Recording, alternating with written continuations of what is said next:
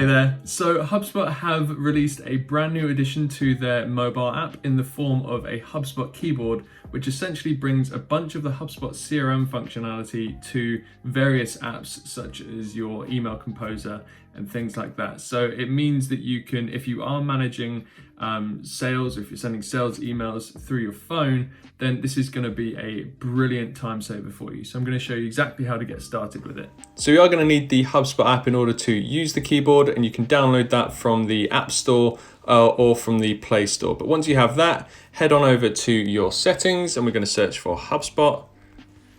And once we've got HubSpot, we're going to go to keyboards, and then we're just going to toggle where it says keyboard, HubSpot keyboard on.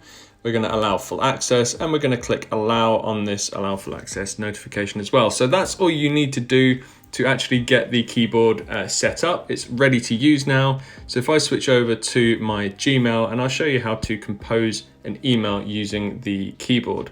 So you'll see the keyboard at the moment is exactly the same. What I need to do is press and hold the globe icon in the bottom left, and I select HubSpot, and then that'll turn on the HubSpot functionality. You'll see here we've got meeting links, snippets, documents, quotes, and settings as well. So I'm just going to compose an email with this one. So let's say I want to compose a follow-up meeting after an ABM meeting.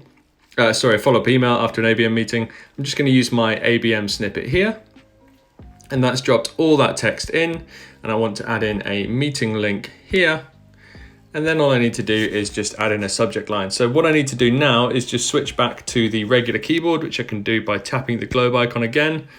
And I'm just going to say follow up after ABM meeting.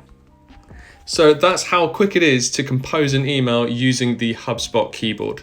So obviously that was quite easy to get set up and get going, but if you do run into any trouble, drop me a comment, send me a message. I'll be more than happy to help you out.